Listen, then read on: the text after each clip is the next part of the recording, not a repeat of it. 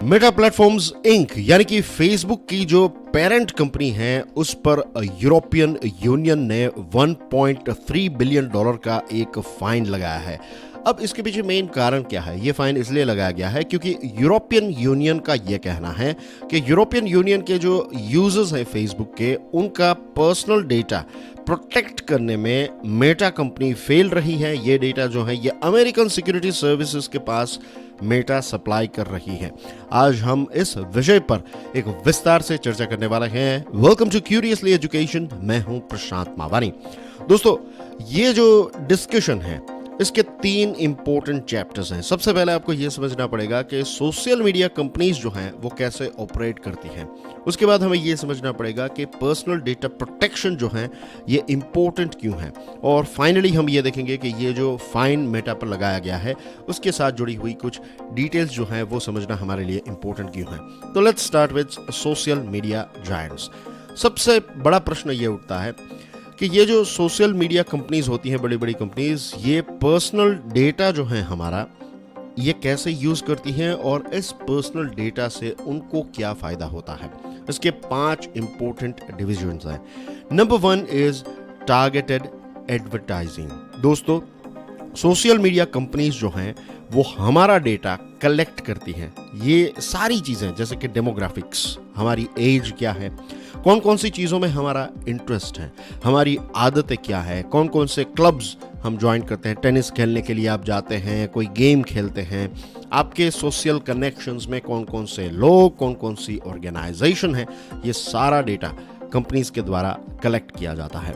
जब ये डेटा उनके पास आता है तब ये डेटा जो है उनसे वो प्रोफाइल्स क्रिएट करते हैं और फिर हमारी प्रोफाइल के हिसाब से वो टेलर्ड एडवर्टीजमेंट करते हैं, जिससे क्या होता है, उनको ज़्यादा से ज़्यादा एडवर्टाइजर्स मिलते हैं। एडवर्टाइजर्स जो हैं वो सोशल मीडिया कंपनीज के पास जाएंगे और कहेंगे कि आपके यहाँ पर इतने सारे यूजर्स हैं और इनकी प्रोफाइल ये हैं, ये सारी चीज़ें हैं, तो we want to advertise our products over there. और हमारे प्रेफरेंसेस तो पता ही हैं सोशल मीडिया कंपनीज को, तो फिर एडवर्टाइजर्स को इसका फ़ायदा होता है। वो ज़्यादा से ज़्यादा सामान हमें बेच पाते हैं और सोशल मीडिया कंपनीज जो हैं वो और ज़्यादा रेवेन्यू जनरेट कर पाती हैं। Number 2 is user engagement and retention. Social media companies जो होती हैं वो हमारा बिहेवियर, हमारे प्रेफरेंसेस, क्या क्या ट्रेंड्स चल रही है, ये सारी चीज़ों का डेटा जो है उसका एक थरो एनालिसिस करती हैं।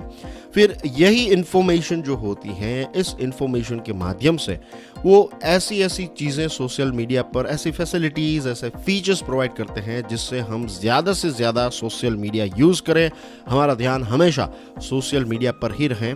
और फिर अगेन वही होता है, राइट, हम ज़्यादा वक्त जिस प्लेटफॉर्म पर बिताते हैं वहाँ पर जितनी एडवर्टीजमेंट आएगी तो उतना ही फ़ायदा उनको होगा, तो हम वहाँ पर ही स्टिक रहते हैं।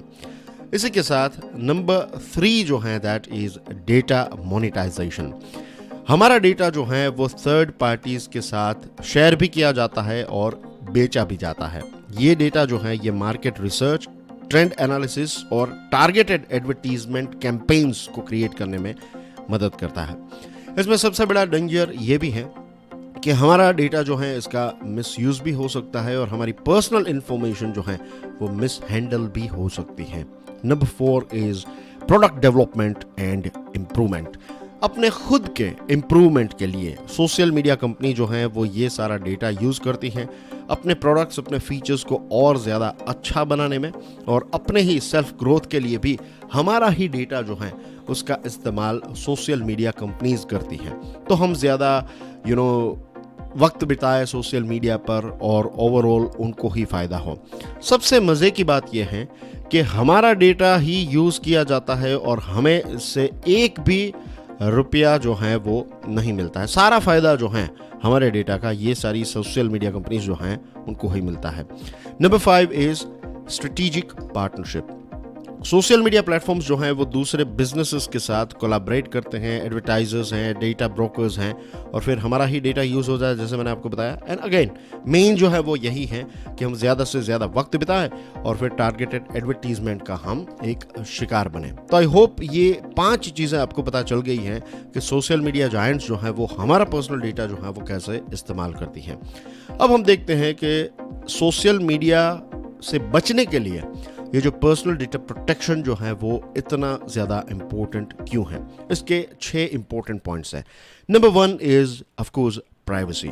पर्सनल डेटा प्रोटेक्शन अगर है, किसी भी देश में है या फिर किसी रीजन में है, तो इट एंश्योर्स के जो इंडिविजुअल हैं, मैं आप हम सब जो हैं, वो हमारी जो पर्सनल इंफॉर्मेशन है उसका कंट्रोल हमारे पास रहे, ताकि हमारी जो सेंसिटिव इंफॉर्मेशन है, जो कॉन्फिडेंशियल और प्राइवेट इंफॉर्मेशन है, वो किसी के पास शेयर ना हो, किसी के पास उसका अनऑथराइज्ड एक्सेस ना हो। इसके लिए पर्सनल डेटा प्रोटेक्शन बहुत ही इम्पोर्टेंट है, और ख़ास करके हमारी ही इंफॉर्मेशन का एक प्रकार से हमारे खिलाफ ही ना किया जाए, हमको और ज़्यादा मिसयूज़ ना किया जाए, हमारे डेटा को और हमारी इंफॉर्मेशन को मिसयूज़ ना किया जाए, उसके लिए पर्सनल डेटा प्रोटेक्शन जो है वो बहुत ही इम्पोर्टेंट है। Number 2 is identity theft prevention. As we all know, cyber crimes, dark web, ये सारे अलग अलग प्लेटफॉर्म्स जो हैं वो आज अवेलेबल हैं। तो हमारा पर्सनल डेटा जैसे कि सोशल सिक्योरिटी नंबर, हमारे देश में आप कह सकते हैं पैन नंबर हैं, या फिर आधार कार्ड हैं, हमारी फाइनेंशियल इंफॉर्मेशन, मेडिकल रिकॉर्ड्स, ये सारी चीज़ें जो हैं वो डार्क वेब और बहुत सारे अलग अलग प्लेटफॉर्म्स पे बेची जाती हैं। तो इससे भी हमें एक प्रोटेक्शन मिलता है, राइट। हमारा पर्सनल डेटा, हमारी जो दूसरी जो इन्फॉर्मेशन होती है, पर्सनल इन्फॉर्मेशन, तो इसको बेच नहीं पाएंगे या फिर उसको एक्सेस नहीं कर पाएंगे अगर किसी देश में अच्छा पर्सनल डेटा प्रोटेक्शन का लॉ है। ट्रस्ट एंड कॉन्फिडेंस भी जनरेट होता है जिस देश में या फिर जिस सिस्टम में ये पर्सनल डेटा प्रोटेक्शन का लॉ होता है।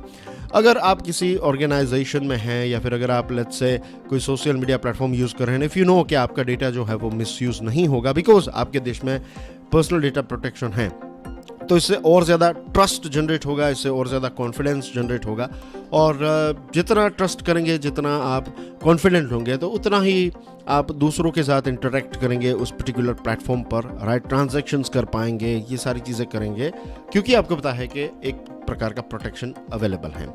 कंप्लायंस एंड रेगुलेशन के लिए भी बहुत इंपॉर्टेंट है। फॉर एग्जांपल यूरोपियन यूनियन की ही बात करें तो उनके वहाँ पर GDPR है, right. It's a very strict law, दुनिया का सबसे स्ट्रिक्ट लॉ अगर कहीं पर है डेटा प्रोटेक्शन को लेकर तो दैट इज इन यूरोप। तो एक सेफगार्ड जो है वो प्रोवाइड करता है, और इसी के साथ साथ जो भी अलग अलग कंपनीज होती हैं उनको इसका कंप्लायंस करना पड़ता है। अगर कंप्लायंस नहीं करेंगे तो अभी जो मेटा के साथ हुआ, या फिर इससे पहले अमेजोन के साथ जो हुआ था, कि फिर पेनल्टीज़ लगाई जाती है, फाइनेंशियल पेनल्टीज़। यहाँ तक ये भी बात बताई गई थी, यूरोपियन यूनियन ने ये भी कहा था कि अगर फेसबुक ने या फिर मेटा ने रूल्स एंड रेगुलेशंस को फॉलो नहीं किया तो यूरोपियन यूनियन में फेसबुक को बैन भी किया जा सकता है, तो इस हद तक लॉ जो है उसका इम्प्लीमेंटेशन हो सकता है। डेटा सिक्योरिटी के लिए भी इसका इस्तेमाल होता है, of course, right. As we all know कि जो हमारी इंफॉर्मेशन है तो उसका किसी के पास अनऑथराइज्ड एक्सेस ना हो, उसका लॉस ना हो, डिस्ट्रक्शन, अल्टरेशन, डिस्क्लोजर एक्सेट्रा, ये सारी चीज़ें ना हो, इसके लिए भी बहुत इंपॉर्टेंट है। और रोबस्ट डेटा सिक्योरिटी जो है वो डेटा ब्रीचेस को प्रिवेंट करती हैं और मेक श्योर करती हैं कि पर्सनल डेटा जो है उसकी इंटीग्रिटी और कॉन्फिडेंशियलिटी एंश्योर्ड रहे, राइट। पर्सनलाइज्ड सर्विसेज का मतलब ये है कि पर्सनल डेटा जो है उसको प्रोटेक्ट किया जाता है, तो इंडिविजुअल को इसको काफ़ी ज़्यादा फ़ायदा होता है, यूज़र का फ़ायदा जो है वो काफ़ी ज़्यादा होता है।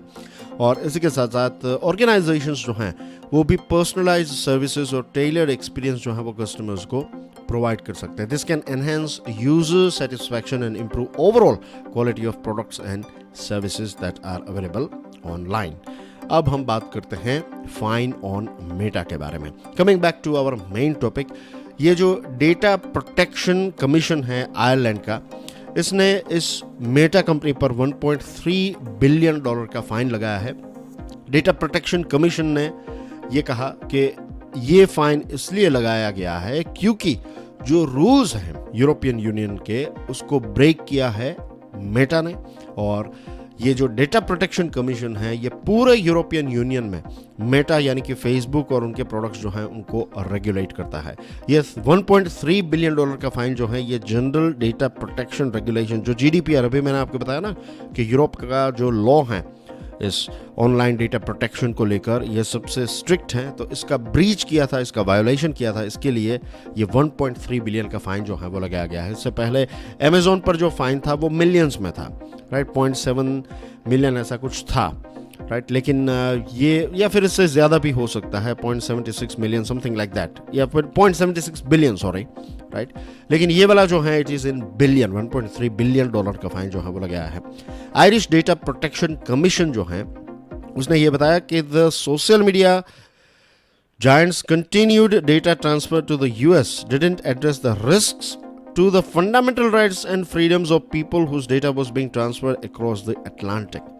कि ये जो कंपनी है इसने यूरोप के जो लोग हैं उनके फंडामेंटल राइट्स, उनके फंडामेंटल फ्रीडम्स जो हैं उसके रिस्क को नज़रअंदाज किया, इसीलिए ये फाइन जो है वो लगाया गया है। एक डेडलाइन भी दी गई है मेटा को कि आने वाले 5 महीनों के अंदर उनको आने वाले किसी भी प्रकार के जो पर्सनल डेटा के ट्रांसफर्स हैं वो यूएसए में नहीं करने हैं। और दूसरी डेडलाइन दी गई है कि आने वाले 6 महीनों के अंदर they have to stop the unlawful processing including storage in the US of the transferred personal EU data. ये सारी चीज़ें जो हैं वो सामने आई मैक्स स्ट्रीम्स की वजह से। ये एक ऑस्ट्रियन प्राइवेसी कैंपेनर है और डीपीसी की जो पनिशमेंट रही है, ये मैक्स ने जो एक लीगल चैलेंज उठाया उसकी वजह से ही ये पनिशमेंट हुई है। मैक्स जो है उन्होंने एडवर्ड स्नोडेन को ही कहीं ना कहीं फॉलो किया है। उन्होंने कहा कि एडवर्ड ने ये बताया था कि यूरोपियन यूज़र का जो डेटा है वो यूएस की इंटेलिजेंस एजेंसीज के पास पहुंच जाता है और इसी चीज़ को ध्यान में रखते हुए मैक्स ने फिर केस फाइल किया और उसका रिजल्ट ये आया कि 1.3 बिलियन का फाइन जो है वो मेटा को पे करना पड़ेगा। यूरोपियन यूनियन की जो टॉप कोर्ट है उसने 2020 में यूरोपियन यूनियन और यूएसए के बीच में एक पैक्ट हुआ था कि डेटा जो है उसको ट्रांस अटलांटिक, यानी कि एक तरफ यूरोप है और बीच में अटलांटिक ओशन और दूसरी तरफ यूएसए है, तो ये जो डेटा ट्रांसफ़र होता है तो इस डेटा ट्रांसफ़र को लेकर ईयू और यूएसए ने एक पैक्ट किया था, एक प्रकार का एग्रीमेंट किया था। तो इस एग्रीमेंट को भी एनूल कर दिया। एनूल का मतलब यह है कि इसको कैंसिल कर दिया था यूरोपियन यूनियन की टॉप कोर्ट ने कि आप इस प्रकार से गवर्नमेंट टू गवर्नमेंट अगर एग्रीमेंट होता है तो भी आप लोगों का पर्सनल डेटा जो है वो ट्रांसफ़र नहीं कर पाएंगे। अब फाइनली मेटा का कहना ये है कि ये जो आयरलैंड की जो ये बॉडी है उनका जो डिसीजन है ये फ्लॉड है, ये गलत है, ये अनजस्टिफाइड है। वो इसको चैलेंज करने वाले हैं, अपील करने वाले हैं, ऐसा अभी मेटा ने कहा है। But that's everything in today's discussion dear friends. ये जो डिस्कशंस हैं ये हम इस पर्टिकुलर डिस्कशन से हमें ये पता चलता है कि आज भी हमारे देश में, हमारे देश भारत में डेटा प्रोटेक्शन को लेकर up to date robust law अभी भी नहीं है। लेटेस्ट खबर ये आई थी कि आने वाले विंटर सेशन तक ये लॉ पास हो जाएगा और हमारे आईटी मिनिस्टर ने ये भी बताया था कि जून महीने में यानी कि नेक्स्ट मंथ हमारे देश में एक ड्राफ्ट जो है वो सरकार के द्वारा रिलीज़ किया जाएगा और होपफुली विंटर सेशन में हमारे देश को एक नया डेटा प्रोटेक्शन को लेकर एक लॉ मिल जाएगा। अब देखते हैं आगे इसमें क्या होता है। बट आई होप आज की इस डिस्कशन से आपको ये चीज़ जो है ये मेटा के साथ जो हुआ वो तो पता चल गया, लेकिन इसी के साथ साथ सोशल मीडिया कंपनीज कैसे काम करती हैं और डेटा प्रोटेक्शन जो है उसका इंपॉर्टेंस क्या है वो भी आपको पता चल गया होगा। Thank you very much for watching this video. Thank you very much for your love and support. God bless you all. जय हिंद।